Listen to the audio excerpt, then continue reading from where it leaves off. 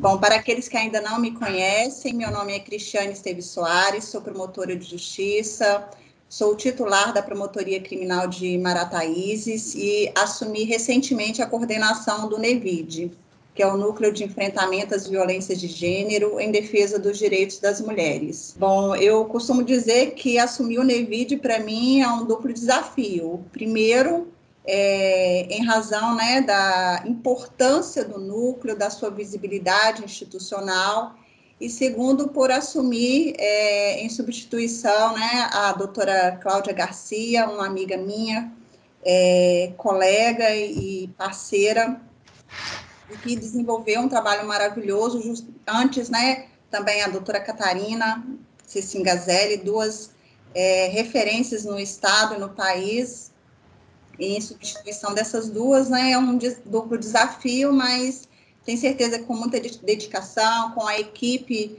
do NEVID, que são pessoas maravilhosas, meninas ótimas, muito atuantes, a gente vai continuar desenvolvendo com excelência esse trabalho feito pelo NEVID. Bom, em razão da pandemia da Covid-19, foi instalado no Ministério Público o Gabinete de Acompanhamento da Pandemia do novo coronavírus, do Gabi-Covid-19, justamente para acompanhar e cobrar medidas de proteção durante a pandemia. Por isso, o NEVID apresentou na sua área de atuação o PGA, o Plano Geral de Atuação Covid-19, que tem como objetivo garantir à mulher em situação de violência doméstica a oferta dos serviços de abrigamento, além de estimular a criação e a ampliação da divulgação de canais municipais alternativos de atendimento à mulher e o acesso efetivo aos serviços. O NEVID Talks de hoje, ele tem como objetivo justamente oportunizar essa troca de informações sobre a adequação dos serviços de atendimento às mulheres em situação de violência para o contexto do afastamento social, conforme recomendado pelas autoridades de saúde, né? Visando estimular a elaboração de novas estratégias que garantam o acesso à proteção, à justiça e aos serviços sociais que, porventura, as mulheres necessitem durante a pandemia. Bom, o primeiro tópico a ser falado hoje é justamente sobre a rede de atendimento às mulheres, e assim passo a palavra a Bianca Barcelos Rodrigues, assistente social do NEVID, a quem agradeço mais uma vez por aceitar o nosso convite.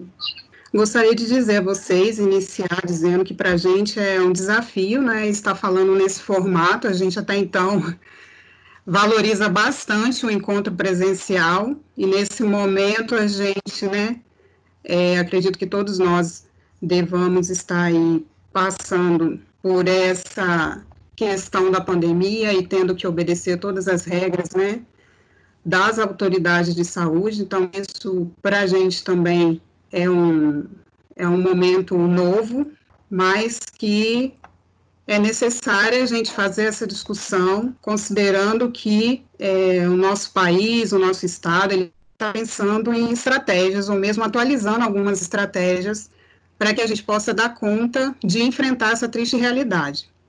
Bom, e é isso que a gente pretende falar. Compartilho aqui com vocês um pouco do título e da ideia central do que a gente pretende conversar hoje, que é a rede de enfrentamento à violência contra as mulheres em situação de violência aqui no estado, só que agora no contexto da pandemia. É inegável a gente não conversar sobre isso, até porque, como eu já frisei, o momento nos exige. E nesse sentido, quando que tudo começou, né? A gente, fazendo um retrospecto muito rápido, desde o dia 11 de março de 2020, quando a pandemia foi declarada pela Organização Mundial de Saúde, a gente começou a observar o movimento das autoridades sanitárias, do próprio governo do estado, que em paralelo, ali em abril, já declarou o estado de calamidade, e isso passou a impactar as nossas vidas, né? Não é demais dizer que é muito difícil alguém que não esteja sentindo as repercussões dessa pandemia, porque passou a nos exigir mudança de comportamento, tanto no ponto de vista individual quanto coletivo. E nesse sentido, quando a gente fala em redes de enfrentamento à violência contra as mulheres, eu gostaria de fazer aqui nessa introdução um parêntese, porque a gente tem conhecimento de que as repercussões da pandemia, elas têm sido sentidas pelas mulheres de uma forma muito mais incisiva, muito mais até mesmo negativa, dolorosa, por vários aspectos. E aqui, necessariamente, a gente não vai conseguir, até em função do tempo, para que não fique cansativo, discorrer sobre todas essas repercussões. Mas caso vocês desejem, caso vocês se interessem que a gente se aprofunde um pouco mais nessa discussão, a gente também está aberto ao desafio, como a doutora Cristiane bem comentou no início, né? A gente aceitou o desafio, a gente ficou um pouco insegura, mas a gente entende que o momento nos exige isso também, e também porque a gente valoriza a troca de conhecimento, a gente valoriza o encontro, a gente valoriza a construção coletiva. E nesse sentido, como que a gente pode dizer o que seria uma rede de enfrentamento, uma rede de atendimento nessa conjuntura? Como que a gente pensa sobre isso? Como construir estratégias de trabalho durante a pandemia, considerando as mulheres em toda a sua diversidade, nas fases de vida, limitações físicas, intelectuais, situações de exclusão, de violências, promovendo equidade de gênero e defesa dos direitos humanos.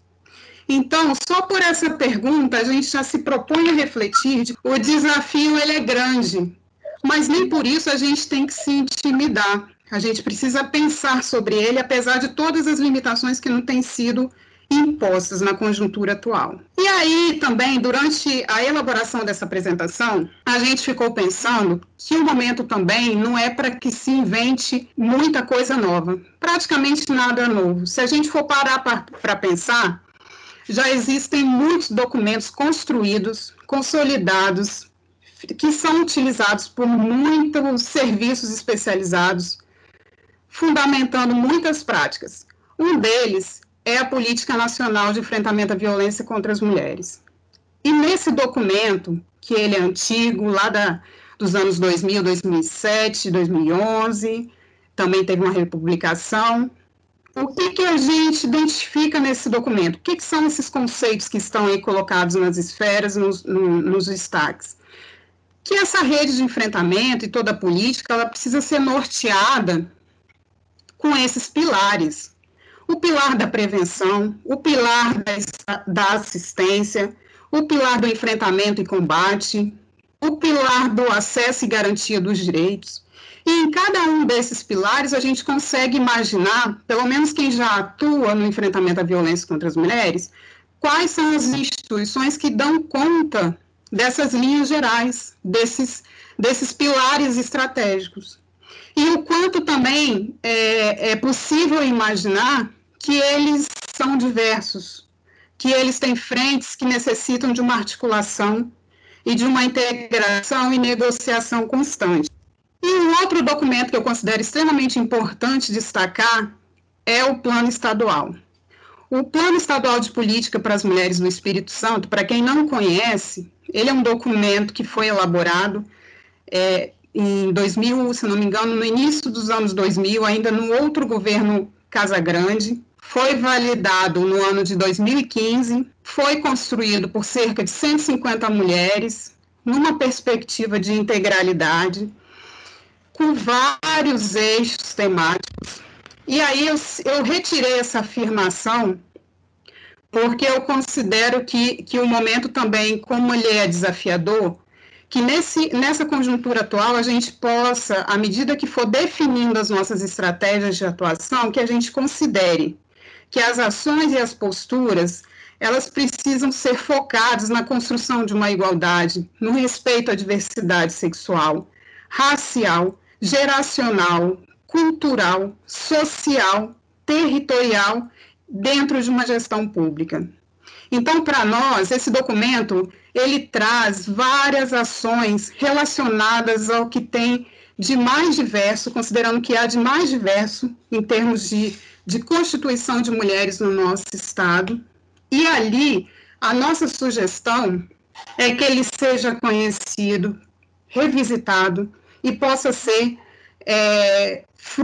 possa ser um documento, um instrumento que fundamente muitas das atividades que hoje a gente está necessitando executar durante a pandemia.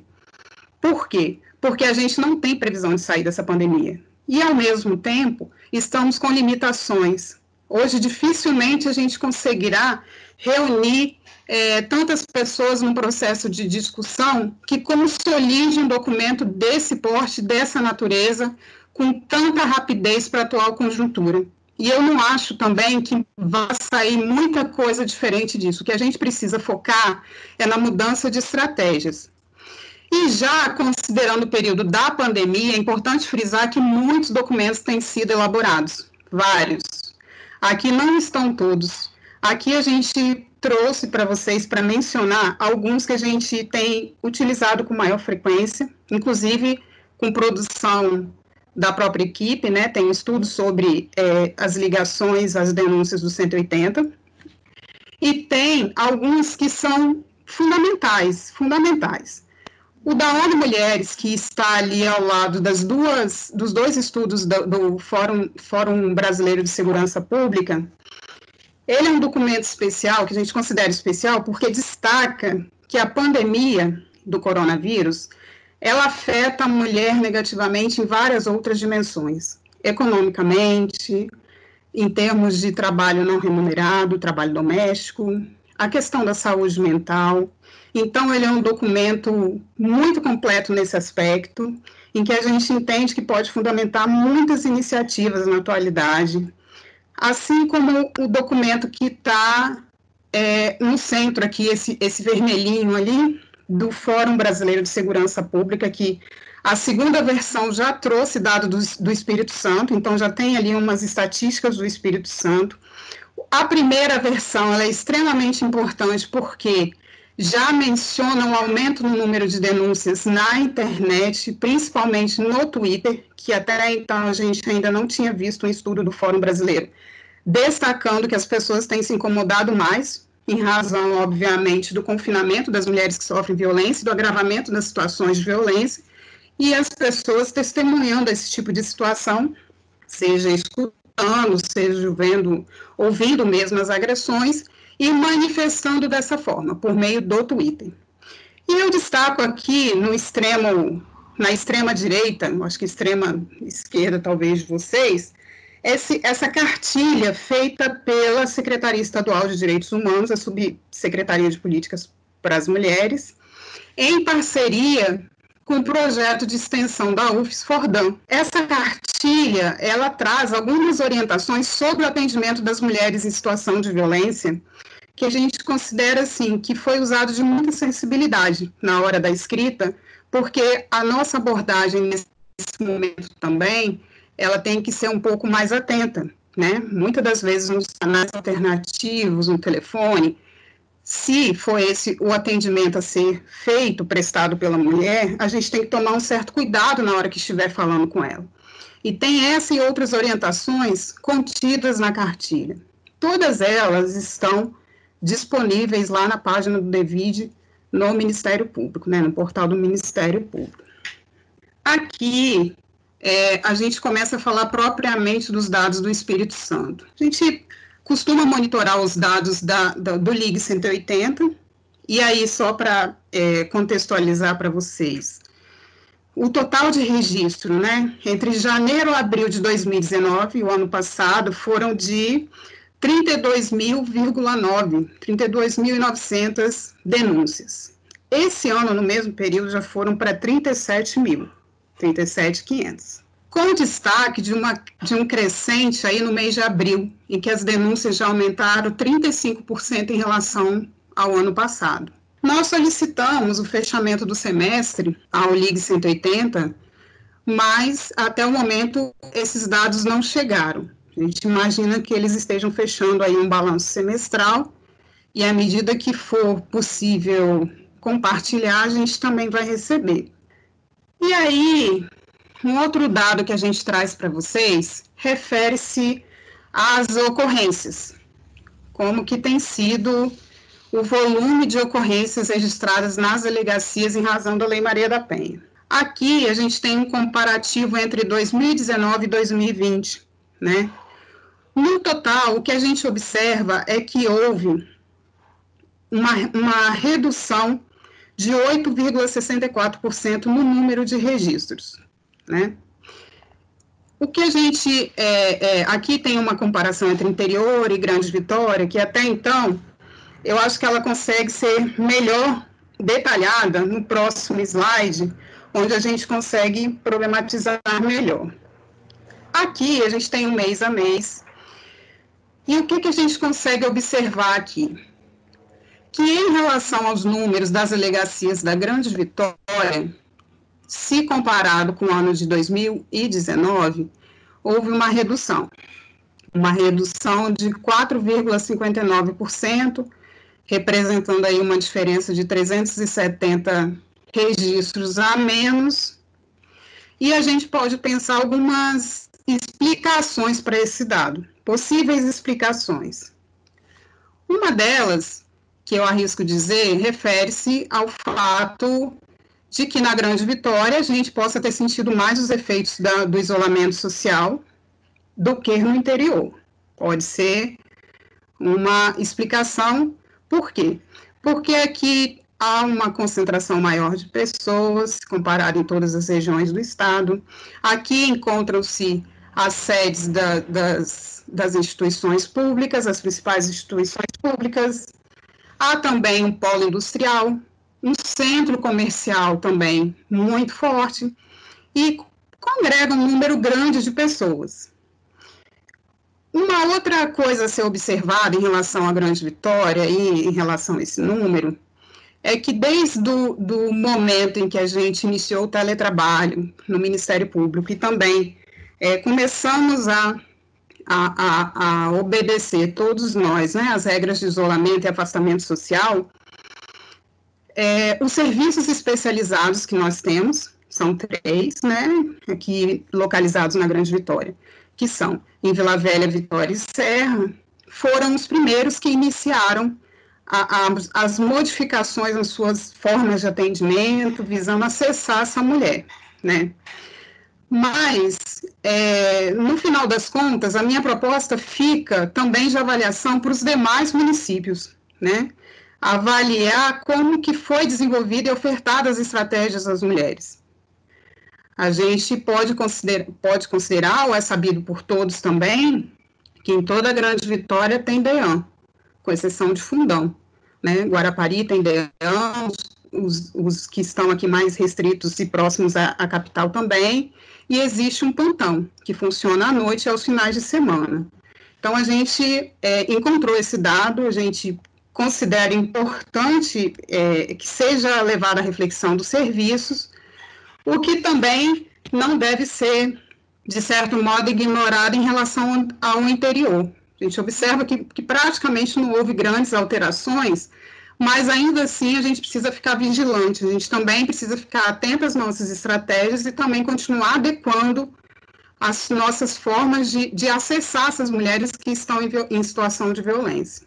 E aqui eu trago para vocês um pouco do que a gente tem tido conhecimento do que algumas cidades têm promovido em relação aos serviços, adequação do serviço, tentando se aproximar dessas mulheres e também oferecer uma assistência nesse contexto da pandemia. São a grande maioria aqui do estado do Espírito Santo, algumas são de fora, mas nem de longe a gente quer aqui indicar uma receita, né? A gente sabe, né, como a gente já conversou com muitos colegas que estão aqui participando dessa conversa, que cada município ele tem uma realidade, ele tem as suas limitações, mas tem também as suas possibilidades. Não necessariamente o que tem sido apresentado aqui, o que eu vou falar aqui sobre essas atividades, essas ações, significa que toda cidade deve desenvolver. Mas o que a gente quer aqui é trocar com vocês e também conhecer o que vocês têm feito, né? Porque a gente não tem conhecimento do que de diferente tem sido feito em todas as cidades em relação a isso. A gente sabe que os canais alternativos de atendimento têm sido amplamente sendo implementados, mas para além disso, né, o que tem sido feito? E aqui eu trago, né, tanto que a primeira ação, eu acho que tem sido a mais desenvolvida, né, pelas cidades, é essa, a criação dos canais alternativos. Então, tem equipes com telefones exclusivos, centrais telefônicas, páginas institucionais nas redes sociais, os serviços especializados criaram páginas, formulário online para denúncia, registro de violência, e-mails específicos, divulgação de e-mails para denúncias. E também a gente percebe que criar o canal propriamente, isoladamente, talvez não seja bem a única solução, a única saída. A gente observa que tem cidades que têm ido além. Tem feito a divulgação desses canais para os movimentos de mulheres, que a gente considera fundamental, porque a maioria desses movimentos tem acesso, tem conhecimento dessas mulheres, fazem um trabalho de base que muitas instituições não chegam.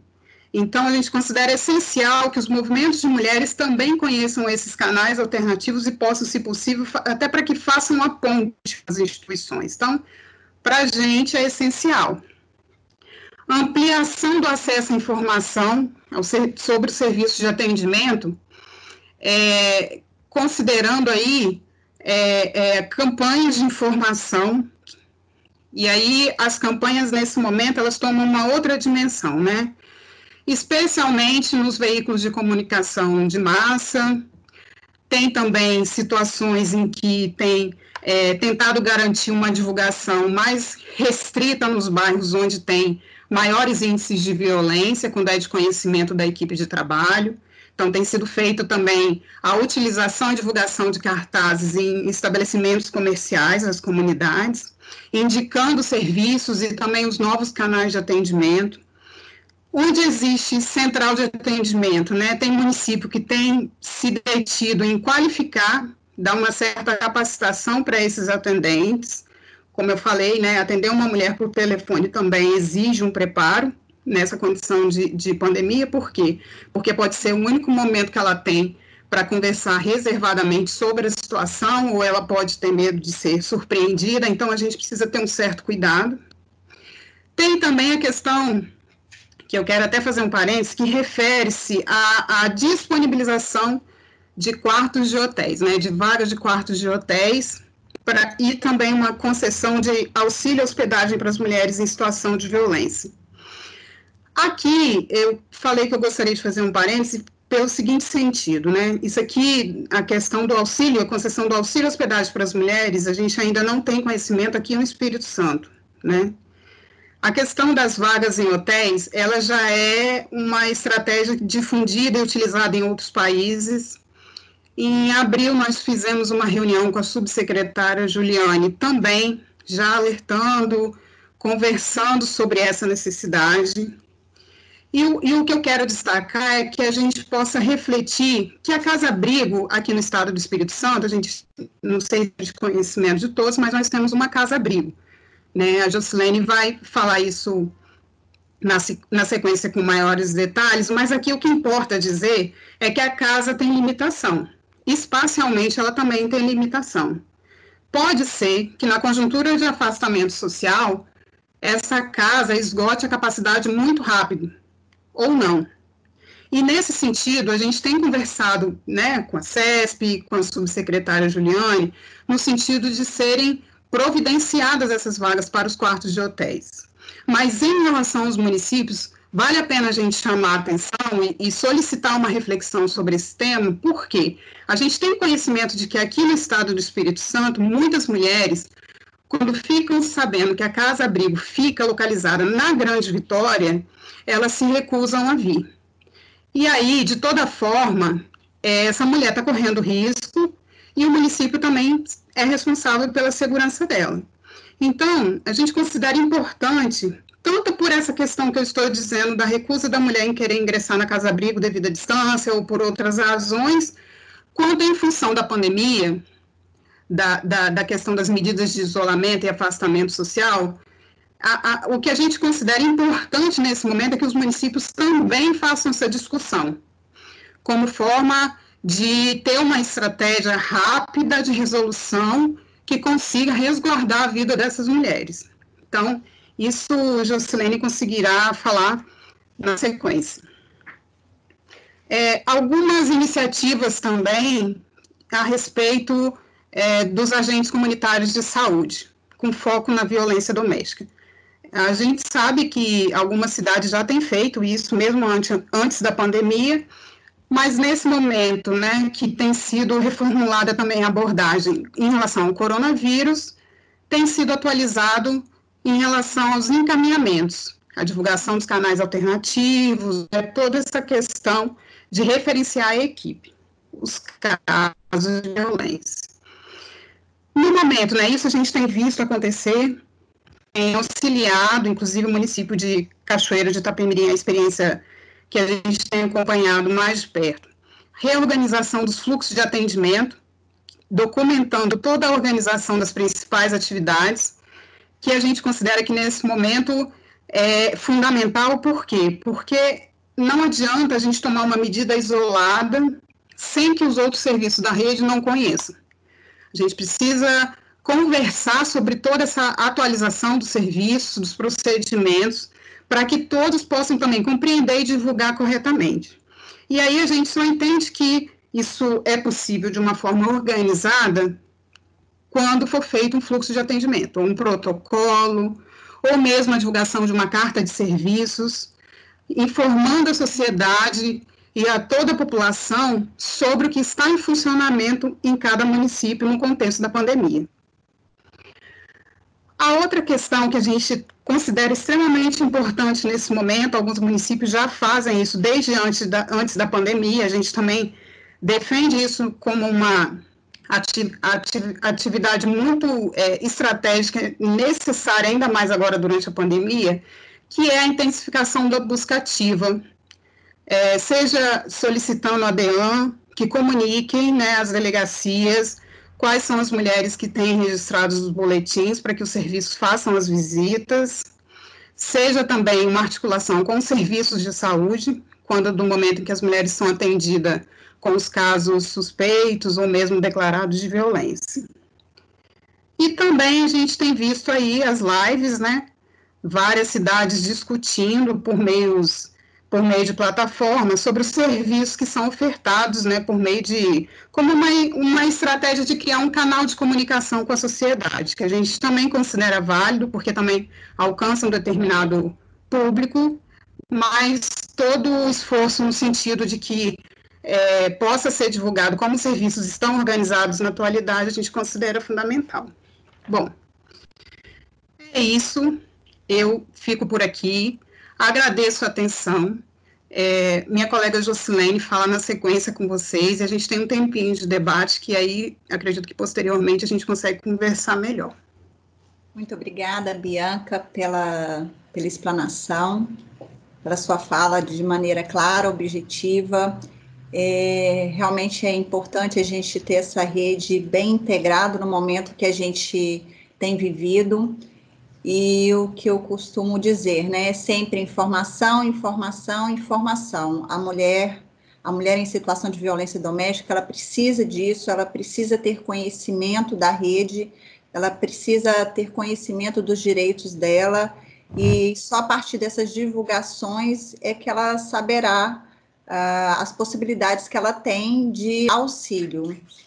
Bom, eu vou passar, então, rapidamente a palavra para Josilene Marquezine Monguim, a nossa psicóloga do NEVID. Eu não sei se eu falei o nome certo, depois você me corrija, por favor. E assim que a gente tiver a fala, né, da Josilene, a gente passa para os debates, para os comentários, né, em relação à rede e em relação ao abrigamento. Mais uma vez, obrigada por aceitar o convite, o desafio. Agradeço também, né, a toda a equipe por me receber de uma maneira tão carinhosa no NEVID. Boa tarde, né, a todos e todas, né, quero agradecer também, né, a doutora Cristiane, né, pela oportunidade, né, e, né, nesse momento, assim, de reinvenção, né, de todas nós mesmo, né, da rede, para a gente é um desafio grande, como Bianca colocou, né, a gente pensar em conversar com a rede de uma forma diferente daquela que a gente está acostumado a fazer, que é conversando mesmo, olho no olho, né, na verdade, com uma grande troca, né? Mas os tempos exigem mesmo, e é importante a gente continuar essa conversa, continuar o debate que a gente tem feito mesmo. Então, quero agradecer a presença, né, dos membros do Ministério Público, dos servidores, das servidoras, dos gestores, dos técnicos da rede. Tem muitas pessoas aqui que a gente já encontrou em outros momentos, nos municípios que a gente tem feito as atividades. A gente agradece muito, fico muito feliz de ver que vocês atenderam, né, o nosso convite, é muito bom. E as representantes dos movimentos de mulheres também, que a gente está vendo que tem várias pessoas aqui, é muito bom poder compartilhar esse momento com vocês. Então, e vou compartilhar a tela agora, então, também na apresentação, vamos lá. Que esse aqui também é um outro desafio, que agora a gente está tendo que passar por isso também, aprender a lidar com essa tecnologia toda. E aí agora, né, Bianca conversou um pouco sobre esses desafios todos, né, trazidos no contexto da pandemia para a rede de atendimento às mulheres em situação de violência. Nesse momento agora, a gente quer conversar sobre um aspecto específico da rede. Compartilhou? Todo mundo está vendo certinho? Beleza. Né, sobre um aspecto específico da rede de atendimento às mulheres em situação de violência, que é justamente o abrigamento de mulheres em risco iminente de morte em função dessa violência. A gente sabe, né, que a violência doméstica, né, ela é uma violência, ela é um fenômeno complexo, né, multifacetado, como a gente já, né, vem discutindo, vem conversando, e que o enfrentamento a essa violência, né, ele envolve vários níveis de complexidade, né, e que essa rede ela tem que estar preparada para lidar com todos esses níveis, incluindo também a questão do abrigamento de mulheres em situação de violência. E é sobre esse abrigamento que a gente vai conversar um pouquinho. Eu organizei essa apresentação em 4 tópicos para a gente conversar. No primeiro deles, eu vou contextualizar um pouco essa temática do abrigamento no Brasil, né, como que a questão do abrigamento de mulheres ele se institucionaliza, ele se torna uma política pública no nosso país. Vou trazer alguns conceitos importantes sobre abrigamento, algumas coisas básicas, assim, pouquinha coisa. E a gente vai conversar um pouquinho sobre a questão do abrigamento no estado do Espírito Santo. E, por fim, a gente vai pensar um pouco o abrigamento nesse contexto da pandemia da Covid-19. E aí eu vou convidar vocês a algumas reflexões mesmo, né? Vou trazer algumas questões para as quais a gente também não tem resposta fechada, mas são algumas reflexões, algumas provocações que a gente quer trazer junto, né? Pensar junto com vocês, tá? Bom, quando a gente pensa na temática do abrigamento, né? A gente vê que já desde a década de 80, né, se instituíram algumas estratégias de enfrentamento à violência contra as mulheres aqui no país, como as DEANs e mesmo as casas-abrigo, fruto da luta, das conquistas, dos movimentos de mulheres, lá na década de 80. Mas foi só a partir de 2003, com a criação da SPM, que a gente percebe que se... Deixa eu só fechar o chat aqui, que fico... Não, vou querer ficar olhando para o chat. Só a partir de 2003, com a criação da SPM, que a gente percebe, né, que houve todo digamos assim, um esforço concentrado mesmo de institucionalização, de criação de políticas públicas de enfrentamento à violência contra as mulheres, né? E aí o abrigamento de mulheres, ele vai nessa esteira. Então, eu vou mostrar para vocês alguns documentos, né, alguns marcos que são importantes para a gente pensar no abrigamento de mulheres aqui no nosso país. E eles não estão em ordem cronológica, eles estão em ordem mesmo assim à medida que os temas vão surgindo. Primeiro deles, nós temos o Pacto Nacional pelo Enfrentamento à Violência contra as Mulheres, né, que foi lançado em 2007, e aquele documento que Bianca também mencionou, que foi a Política Nacional de Enfrentamento à Violência contra as Mulheres em 2011. O que esses documentos eles têm em comum? Os dois documentos, eles trazem a importância da criação de serviços especializados de atendimento às mulheres em situação de violência, né? Eles marcam essa importância, né, de que a violência contra a mulher, ele é um fenômeno importante, é um fenômeno complexo, é um fenômeno específico, e é importante que se criem serviços especializados de atendimento às mulheres em situação de violência. E que se crie, né, então, uma rede de atendimento às mulheres em situação de violência, incluindo também os serviços de abrigamento. Nós temos também, né, a Lei Maria da Penha, né, que ela traz como um marco importante as medidas protetivas de urgência, entre elas, né, o abrigamento de mulheres, né, em razão de grave ameaça ou de risco iminente de morte, né, é um marco importantíssimo, claro. A Tipificação Nacional de Serviços Socioassistenciais, né, de 2009. O que a tipificação faz, né? Ela padroniza todos os serviços existentes no âmbito da assistência social.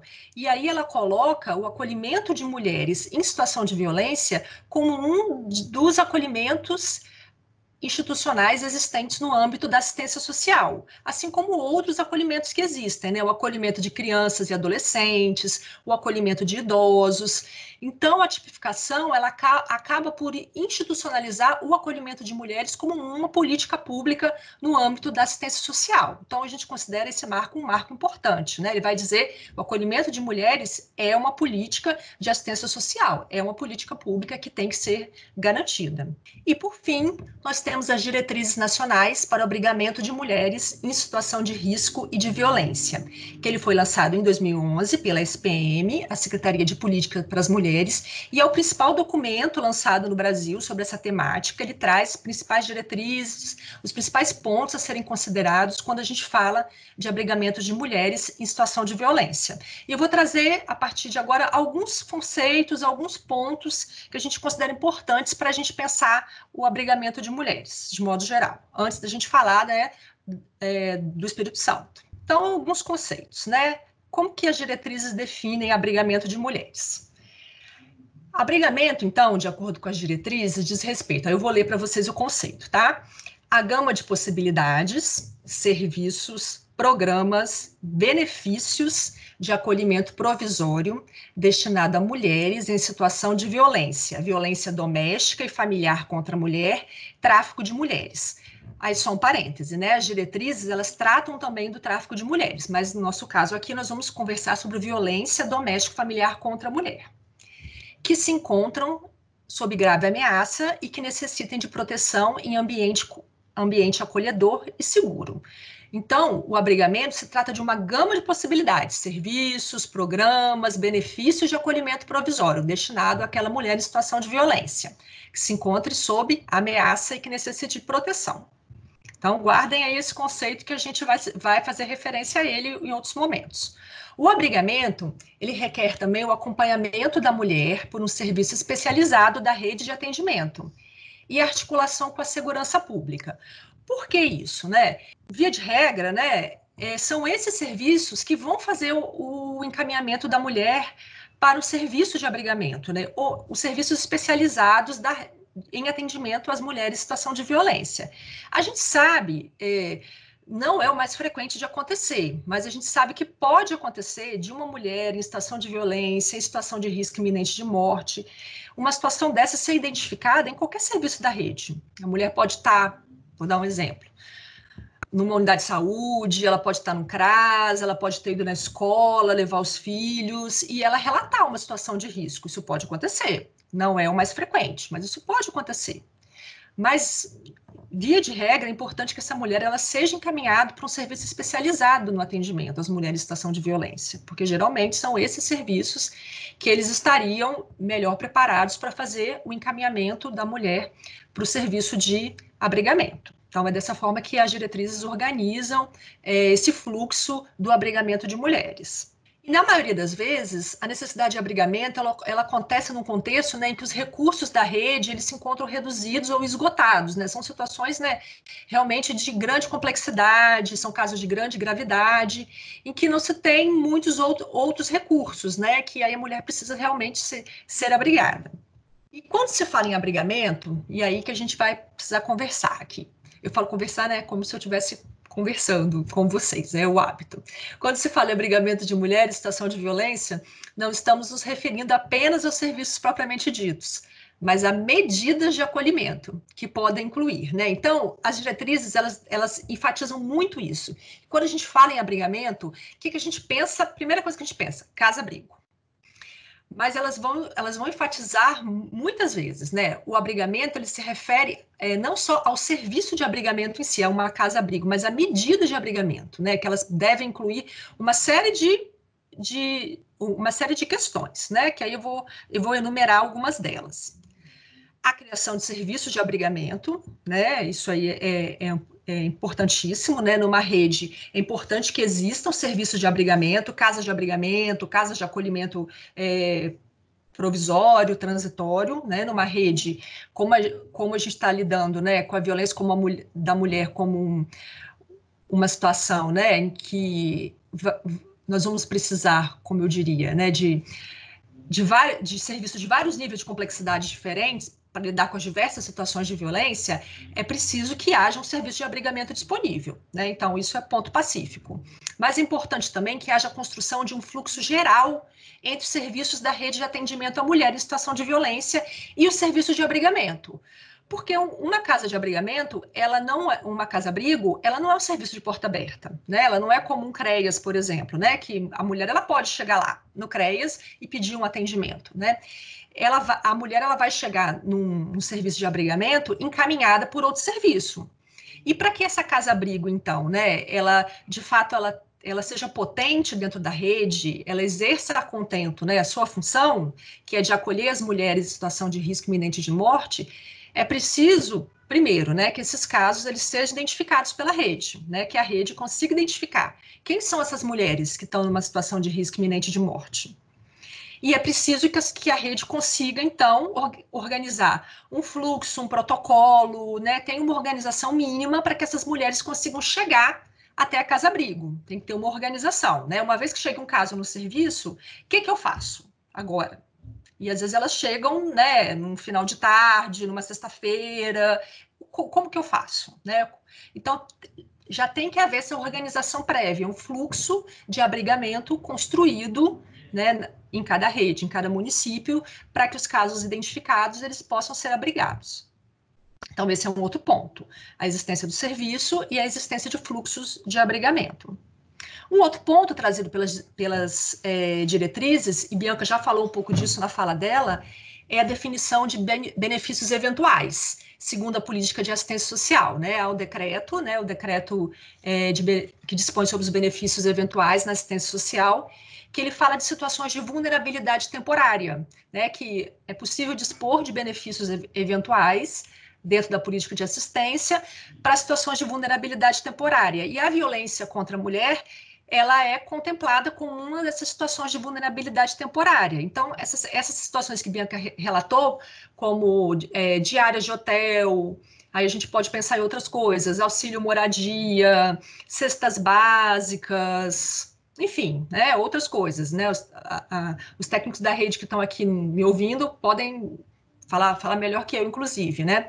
É possível pensar em benefícios eventuais para as mulheres em situação de violência. Passagens, por exemplo, né? Pode ser que essa mulher ela tenha um parente em outro município e ela prefira, ao invés de ir para casa-abrigo, ela prefira ir para a casa desse parente que mora em outro município e o marido, o ex-marido, por exemplo, ele não conhece esse destino, esse paradeiro.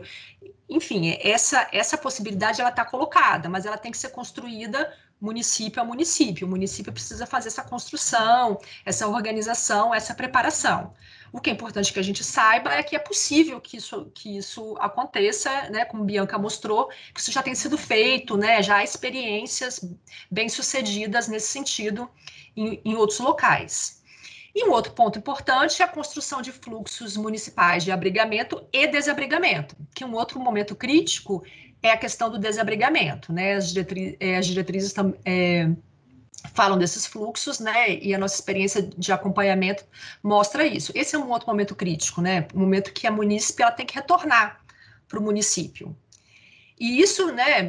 Geralmente vai envolver outras políticas, né? Políticas de moradia, de geração de trabalho e renda, de educação, porque muitas vezes ela ingressa a casa-abrigo com os seus filhos e eles têm que retornar para o município, para a escola, políticas de saúde, porque às vezes é uma família que necessita de algum acompanhamento de saúde. Então, há que se organizar também esse retorno, né? Tanto o abrigamento como o desabrigamento. E, por fim, uma outra medida de abrigamento colocada pelas diretrizes é a definição de políticas regionais de abrigamento, que eles chamam de consórcios públicos, né? Assim, no sentido de que municípios eles podem se organizar para oferecer serviços, oferecer medidas de abrigamento em conjunto. A gente pode pensar também em termos de cooperação mútua e formalização de parcerias. As diretrizes também discutem essa questão, né? Por saber que é um serviço de alta complexidade. Por exemplo, a gente não consegue imaginar todo o município do Espírito Santo tendo uma casa-abrigo, por exemplo, né? A gente sabe que é um serviço custoso nesse sentido. Então, as diretrizes também abordam isso. Então, a gente optou por trazer um pouquinho, né, do que as diretrizes falam, né, para as pessoas conhecerem, quem não conhece ainda. A gente recomenda a leitura, né, é um documento, né, já de 2011, mas ainda é um documento vigente, né, então a gente recomenda a leitura, né, o conhecimento de todos. E aí, a partir de agora, nós vamos conversar um pouquinho sobre o Espírito Santo. Então, vamos conhecer um pouquinho a realidade do Espírito Santo. Até 2015, no estado do Espírito Santo, existiam 3 serviços de acolhimento, né? 2 deles municipais, né? No município de Serra e no município de Colatina, e a Casa-Abrigo Estadual, Maria Cândida Teixeira. Entre o final de 2015 e começo de 2016, os 2 serviços municipais foram descontinuados e hoje nós temos a Casa-Abrigo Estadual Maria Cândida Teixeira, né? Não sei se todos já conheciam, mas é o serviço que nós temos. A CAIS, né, como nós chamamos, ela está vinculada à CESP, a Secretaria de Estado de Segurança Pública e Defesa Pessoal, por meio da Gerência de Proteção à Mulher. A CAIS, né, ela é responsável, então, por abrigar mulheres em situação de risco iminente de morte em decorrência da violência doméstica e familiar e seus filhos com até 14 anos completos, ou incapazes, né, filhos incapazes, aí independente de idade. Ela recebe encaminhamentos 24 horas por dia em uma unidade sigilosa e temporária, inserida na comunidade, né, com características residenciais. A CAIS é uma casa mesmo inserida na comunidade. Ela é sigilosa, né? O local dela é mantido em sigilo por uma questão de segurança da mulher que lá ingressa e de seus filhos. Ela conta com uma equipe, né? Tem uma coordenação geral, uma coordenação interna, tem psicólogo, assistente social, pedagoga, desculpa, né? A equipe é toda composta por mulheres. Auxiliares de serviços gerais, vigilantes e motoristas. E como é que é? Quem é que pode encaminhar, então, para o abrigamento na CAIS, né? Pode ser feito pelo Ministério Público, Poder Judiciário, Polícia Civil, serviço de referência no atendimento às mulheres, situação de violência no município. Aqui na Grande Vitória, né, como Bianca já referiu antes também, a gente tem 3 municípios que têm um serviço especializado no atendimento às mulheres em situação de violência, que são Vitória, Serra e Vila Velha. Nos outros municípios, né, esse atendimento geralmente é realizado pelos CREAS. Então, geralmente são esses municípios que fazem o atendimento e o encaminhamento das mulheres para casa-abrigo quando necessário. E que acontece esse encaminhamento? Durante a semana, né, de segunda a sexta-feira, durante o dia, 8 às 17 horas, né? O interessante é que esse encaminhamento seja feito pelos serviços especializados. Porque, né, lá vai ter equipe psicossocial, vai poder fazer escuta.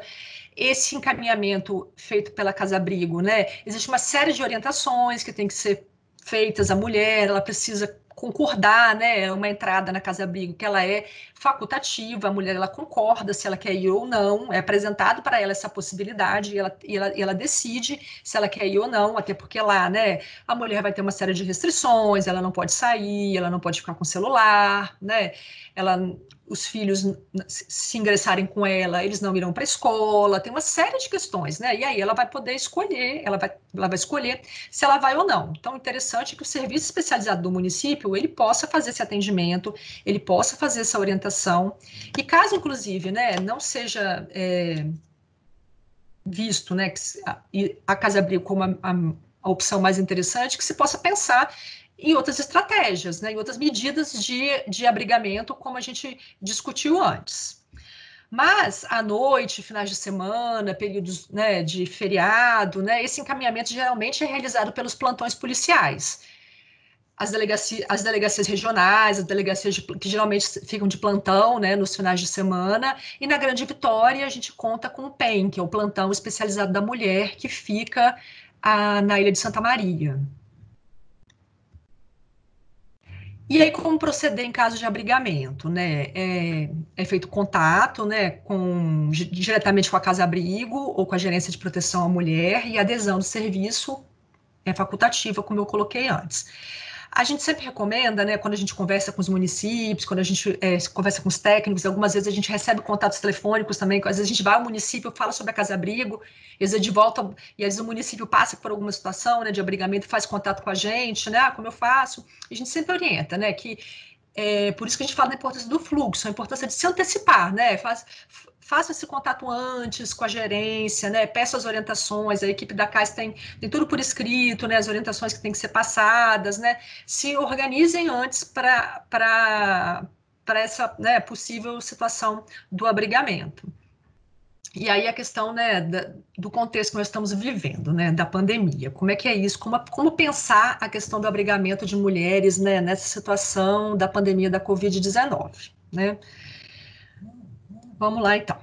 Então, logo, né, começou essa situação de emergência de saúde pública, né, e a doutora Cristiane já explicou no começo, né, o Ministério Público, ele construiu um plano geral de atuação, né, para esse enfrentamento da pandemia, atuação do Ministério Público no enfrentamento da pandemia, o NEVID também, né, e aí a gente buscou acompanhar o funcionamento do serviço da rede nesse contexto, incluindo a Casa-Abrigo, e a Casa-Abrigo mantém o seu funcionamento, porque é um serviço essencial, mas claro que tem adequações, né, seguindo todas as orientações sanitárias, porque é um acolhimento institucional, e tanto que foi lançado um documento no dia 17 de abril, né, com orientações para o funcionamento da Casa-Abrigo no contexto da pandemia, que eu imagino que tenha sido enviado para os serviços da rede. E aí, diante disso, né, diante da pandemia, né, que são muitos desafios, né? E já foi muito falado, né? Bianca também conversou um pouquinho com você sobre isso. E acho que de alguma forma, né? Quem está envolvido nessa temática, né? Talvez já tenha parado para pensar um pouquinho sobre o risco aumentado, né? De violência contra a mulher trazido pela pandemia, né? Sobretudo de violência doméstica e familiar contra a mulher e das dificuldades de lidar com essa violência doméstica e familiar contra a mulher no contexto da pandemia. E especificamente na questão do abrigamento, eu trouxe algumas questões para a gente pensar, mas mais a título mesmo de provocação e de reflexão, no que se refere ao abrigamento de mulheres. A primeira delas seria, né, como garantir que sejam identificados os casos e encaminhadas a CAIS as mulheres em risco iminente de morte? Essa é uma questão, né? Assim, diante da situação, né, de isolamento social, da quarentena, né? Como que a gente vai garantir, e sabendo, né, que provavelmente, né, há um risco aumentado de violência doméstica e familiar contra as mulheres no período que nós estamos vivendo, como garantir que sejam identificados os casos encaminhados a CAIS as mulheres em risco iminente de morte, né? Esse é um desafio para todos nós que integramos a rede de atendimento, a rede de enfrentamento à violência contra as mulheres, né? Quais são as estratégias mais efetivas para que a gente possa identificar e garantir o encaminhamento das mulheres que de fato estão em situação de risco iminente de morte, né? E aí, Bianca trouxe para vocês algumas experiências que já estão sendo utilizadas, e eu sei que cada município, né, cada pessoa que está aqui nos ouvindo tem pensado em algumas estratégias, né? Então fica essa questão, né? Para a gente pensar nos nossos atendimentos para considerar também essa questão do risco iminente de morte e a questão do abrigamento. Outro desafio, né? Como garantir outras estratégias de abrigamento em caso de lotação da CAIS em decorrência da observância de protocolos de quarentena e ou distanciamento social? Bianca já adiantou um pouco essa conversa também, né? em função, né, desses protocolos, pode ter alguma situação que a CAIS até ela atinge a sua lotação, né, e aí ela não consiga atender a uma possível, né, demanda. E quais são as outras estratégias, por exemplo, que a grande rede, que é o Espírito Santo, vai criar para atender as mulheres em situação de risco iminente de morte, né? E aí qual o papel, né, dos municípios, né? Como fazer, né? E aí a gente já sinalizou algumas coisas que são possíveis dentro daquelas outras medidas de abrigamento que as próprias diretrizes trazem. Como garantir o abrigamento às mulheres em risco iminente de morte com suspeita de Covid-19? Essa é uma outra questão, né? Elas não podem deixar de ser acolhidas, de ser atendidas, mas também não, a gente não pode pegar uma mulher, né, pegar e simplesmente colocar na casa-abrigo, porque a gente estaria correndo risco também de infectar as mulheres e as crianças que lá estão, por exemplo, né? Então, aí a gente volta à pergunta anterior, né? Como garantir outras estratégias de abrigamento? Essa é uma outra questão. E a última questão que eu queria trazer para vocês é como realizar a avaliação do risco de morte no contexto da pandemia da Covid-19. Essa questão da avaliação do risco, ela é uma questão importante que a gente pensa, né? Que a gente tem conversado um pouco sobre isso. A gente sempre vem conversando sobre isso, mas nesse contexto acho que ainda mais. É uma questão importante que sempre deve permear o atendimento dos casos de mulheres em situação de violência doméstica e familiar, né? Sempre é uma situação que tem que permear esse atendimento. Ainda mais nesse contexto, né, em que os nossos recursos de atendimento, eles ficam um pouco mais reduzidos, né? Muitas vezes esse atendimento ele vai ser por telefone, vai ser por um aplicativo de mensagens, vai ser por uma plataforma de vídeo. Então, como que a gente vai avaliar esse risco? Então, essa dimensão do risco, ela tem que ser considerada também. E aí a gente sugere, né, a gente vinha conversando sobre isso, né, e a gente sugere que perguntas, né, sejam feitas nesse sentido, né, se a mulher se considera em risco, se a mulher teme pela própria vida, se a mulher acha que aquelas ameaças feitas, elas podem ser concretizadas, que numa situação como essa, né, que os contatos com a mulher, né, eles são mais reduzidos ou eles são menos frequentes, né, que às vezes a gente não sabe se vai continuar, se vai conseguir ver aquela mulher novamente, né, que essa avaliação do risco, ela deve ser levada em consideração, né, e que a gente possa, sim, pensar numa situação de abrigamento, numa situação de risco, né, e cada vez mais, né, a palavra da mulher, ela sempre tem que ser levada em consideração, e num contexto como esse, ainda mais, a gente imagina, né. Então, eu trago essas questões como provocações mesmo para a gente pensar, né, como rede, como que a gente enfrenta esses desafios, né? E que a casa-abrigo e que as outras medidas também de abrigamento, elas têm que ser consideradas né, e têm que ser pensadas para que a gente, de fato, consiga fazer uma atenção integral a essa mulher, mesmo na situação da pandemia, mesmo, né, com todos os protocolos de segurança, resguardando a segurança dos trabalhadores e trabalhadoras e das mulheres, né, mas tem algumas questões que a gente pode tentar fazer nesse sentido. E, por fim, eu queria deixar aqui o telefone da Gerência de Proteção à Mulher. Queria agradecer também à gerente doutora Michele, que a gente solicitou essas informações atualizadas sobre o funcionamento da CAIS, e ela nos encaminhou essa semana. Queria agradecer prontamente à doutora Michele, deixar aqui o telefone da gerência. Nossos contatos no Nevid, né? Acho que a gente tem um tempo ainda para perguntas, dúvidas. E é isso. Agradeço novamente. Boa tarde. Obrigada, Juscelene. Bem esclarecedor. Eu acho importante falarmos, né, sobre esse equipamento que deve ser utilizado. É um equipamento do Estado, com auxílio dos municípios, mas que também os municípios do interior precisam buscar outras formas, né, de auxiliar essas mulheres em situação de violência. Principalmente no momento que a gente tem vivido dessa pandemia, eu acho que todo mundo aqui tem que criar, né, todos os municípios têm que criar o seu plano B, nas situações de mulheres que tenham a Covid, que realmente não poderão ser abrigadas, né? Bianca mesmo citou casos de...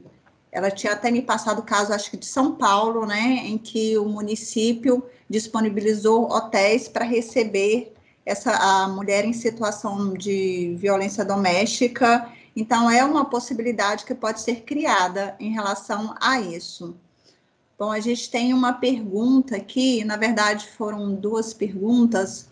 Uma não se trata especificamente, né, da rede, mas como é algo que o Ministério Público apoiou, que é em relação à campanha O Sinal Vermelho.